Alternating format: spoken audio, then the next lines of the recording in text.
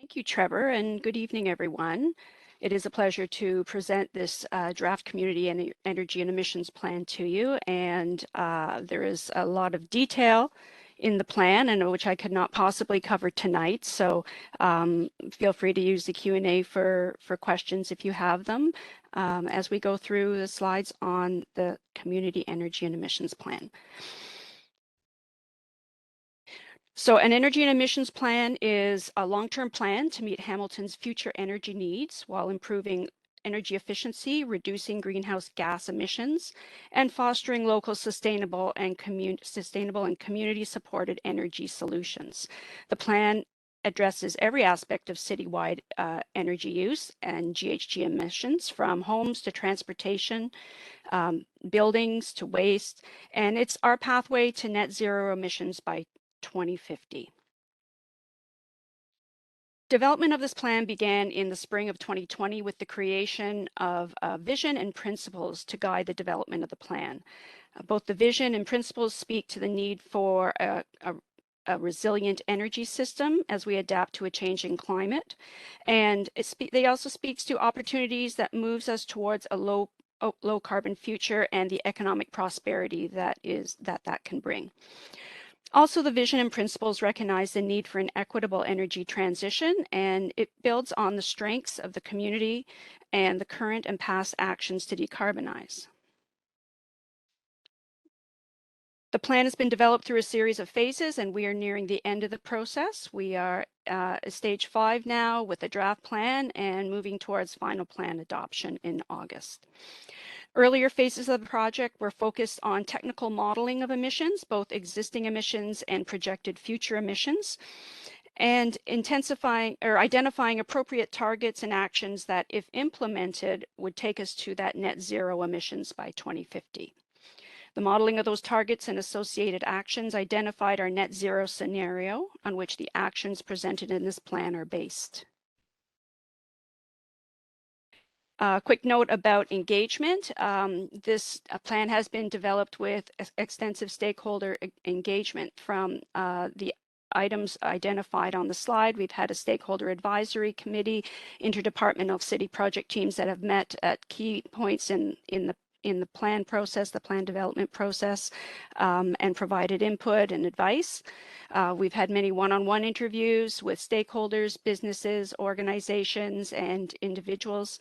Public surveys and virtual public information sessions were part of the engagement, as well as our HQ virtual engagement.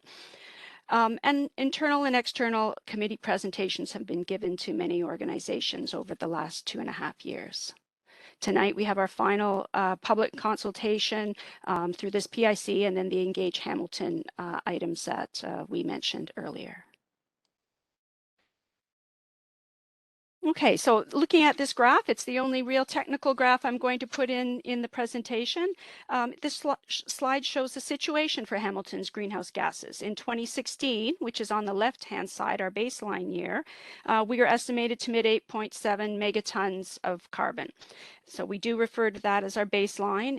And if we continue as we are, as business as usual, as business as planned, we will move to the right side of the graph in 2050, emitting 9.6 megatons by 2050. Now you see that there is a breakdown in these different colored bars indicating the source of our emissions, with the first big purple one here identified for us to start as industrial emissions. It does dominate our profile. But transportation in yellow and buildings in this blue and green combined is also very significant. The other elements on the graph, the other sources, and they're indicated in very small little bars to the side here. Those are other sources of emissions, and visually this graph is very important because it indicates their relative contribution towards community emissions. It doesn't mean they're not important, it just means compared to these others, they're relatively small. However, if we were to take industry out, they become greater in importance visually and in terms of reductions required. Moving on to actions, with the understanding of what our major contributions to greenhouse gases in Hamilton are, and knowing that we're nowhere close to a net zero goal, we have identified actions that have to be taken to reduce Hamilton's greenhouse gases. The actions and targets were based on best practices from other jurisdictions, consultant feedback and recommendations to us, public input by surveys and open house feedback, stakeholder advisory committee and staff advisory committee's feedback, as well as general conversations and through other one-on-one engagements and discussion of actions. So in total, we modeled up to 30 targets, on which the actions that we've developed were based. Based on the modeling, we developed a series of specific actions that community could take to move forward on net zero, and those actions are buckets of actions are identified in this slide as low carbon transformations. Now, actions in the plan are for both the city as a corporation to take the lead on, as well as for our general broader community to take the lead on as well. So I'm going to go through each of the transformations, and on each slide you will see that we have a lead item identified on this far right side, which includes the City of Hamilton logo, so meaning that action, that City of Hamilton has a lead responsibility there. And then the grouping of people represents the community. So sometimes actions will be led by the city, and sometimes it's members of our community businesses or institutions, or there's roles for other groups in the city to take the lead on actions. So our first transformation is innovating our industry. So by far, industry is our biggest challenge, but we have been seeing some momentum in emissions reductions already. And the steel industry is planning to decarbonize, and recent announcements from AMD and federal and provincial announcements on their support towards switching steel production to cleaner technologies are very promising. And there's also major potential for industrial process efficiencies across all industries. So the implementation actions that we've identified here that will help us get to net zero include the establishment of net zero industrial working groups and the establishment of a clean tech accelerator to really help industry get the information and connect them with technology to be able to move forward on the reducing greenhouse gases. Identified here is also an element of training. Industrial training and retraining programs is going to be very important as we move forward in our low carbon transition, because we do need to scale up a workforce that's going to be able to work in the technologies required for reaching low carbon and net zero. Second transformation is about transforming our buildings. Retrofits are a major component of transforming our buildings. They're going to be expensive and are going to require a lot of market innovation, and the challenge will be to scale up. Retrofits are critical, but improvements to new building standards are also important to be put into place to avoid the need to retrofit down the road. So our actions in the plan include the development of new citywide green development guidelines and standards and then the development of mass deep energy retrofit programs for residential. And that can be transitioned over to a commercial program as well. That action on that action or progress on that action is well underway already.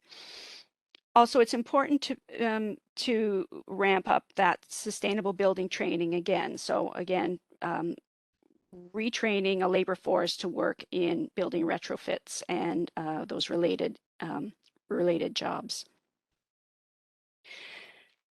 The third transformation is changing how we move. And that's how we move both people and goods. So decarbonizing vehicles is a key opportunity for emissions reductions. And certainly the increased focus on moving people and goods with electric vehicles is front and center. However, transit and active transportation do provide opportunities to reduce the number of trips and number of auto trips and the fuel use of all types. So avoiding the need for new electricity generation and providing those co-benefits such as healthy lifestyles and air quality improvements. So the priority first is given to reducing our trips, or the VKT, vehicle kilometers traveled, and then switching those trips that remain to low carbon methods, being electric vehicles or other low carbon vehicles. Actions in the plan include the expansion of and connection of active transportation networks and expanded e-mobility services, as well as the decarbonization of transit and fleets, which will be critical while the city has been moving forward with that through its green fleet strategy. Private fleets may not be as far along, so we are recommending a commercial fleet decarbonization working group, again, to connect the goods movement sector together and share information and connect them to technology.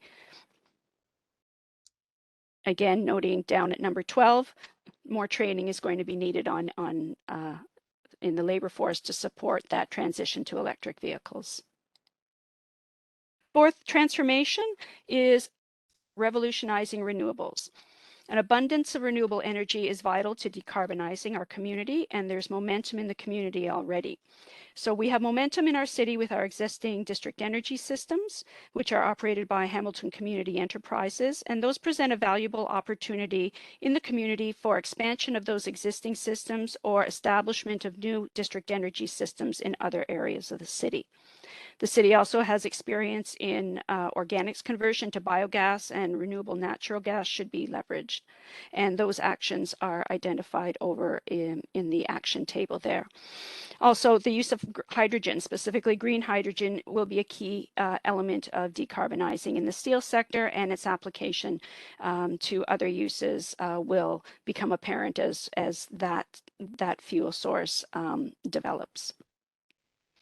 So the actions in the plan focus on a local energy supply and the development of local energy generation facilities, including solar energy installations, and expanded anaerobic digestion facilities, and expansion of the district energy systems.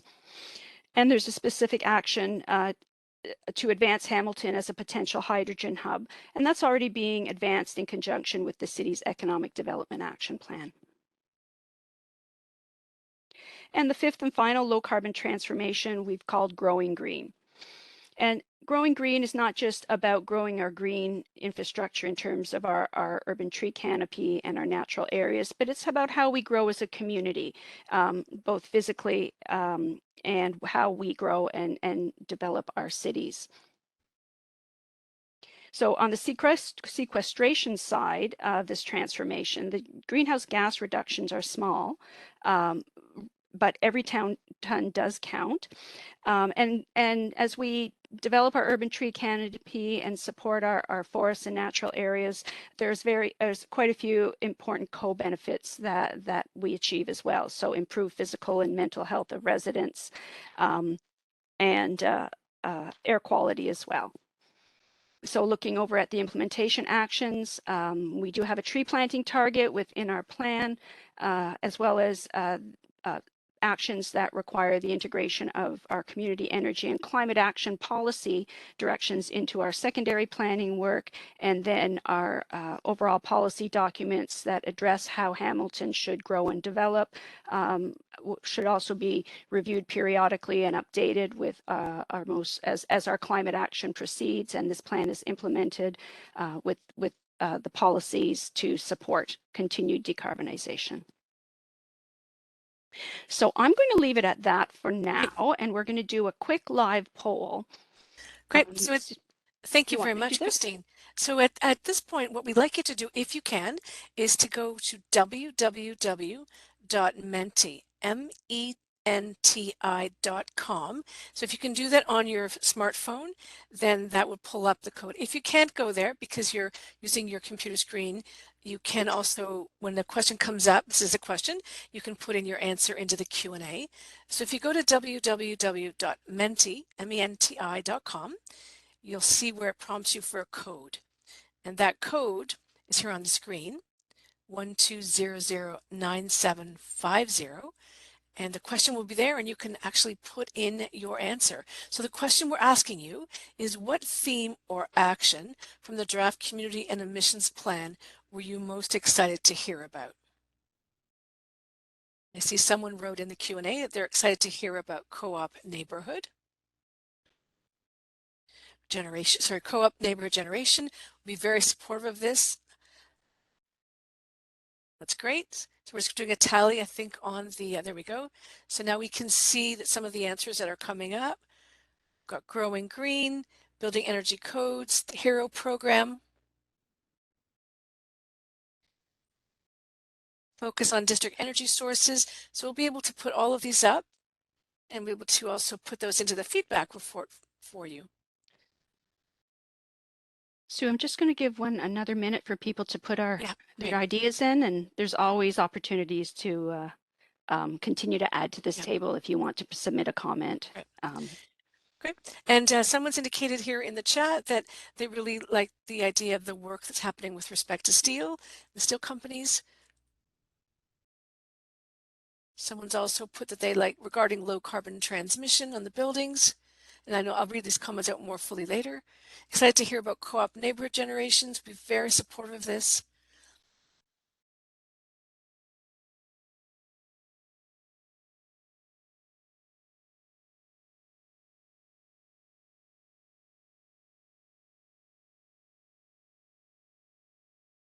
Are you able to scroll down a little bit so we can see the ones that are hidden from us on the screen? I am not, Sue. That's okay then. So we'll make sure that we capture all of these in the feedback report, but there we go, so maybe some really interesting ideas. Someone writes, all of them are important. Local solar generation, supporting the next grid, dealing with industrial emissions, that's noted a couple of times. The HERO program. I know, Christine, while we were looking to have people add a few more things, there was a question about what is the Canadian Colleges for Resilient Recovery? And is that something that costs money? I think that was referenced on one of the first or second actions. Right. Trevor, you have a good experience with that. Yeah, thanks, Christine, and thanks for the question. So the Canadian Colleges for Resilient Recovery is a program being developed by, I believe, all of the colleges across Ontario. And so this would have been in consultation with our local college, Mohawk College, in particular, in consultation with the Center for Climate Change Management, and very much so, Mohawk College wanting to work with all of the other colleges across Ontario to develop the curriculum for the low carbon and the net zero transition, in particular, as Christine mentioned, relating to building retrofits, looking at renewable energy, as well as industrial retraining and training programs, as well as EV mechanic training. As far as cost, I'm unaware of what the costs are. I'm sure there are costs being generated, but those costs would be not on the city or the taxpayers. It would be the colleges investing in those program development, and then of course charging a certain administration fee to attend those classes. Great. Trevor, thank you. So I think we've closed the poll. I did want to add there's one individual, another person wrote from the Q&A chat that they felt, sorry, I just lost it, stakeholder involvement, good work done, thank you.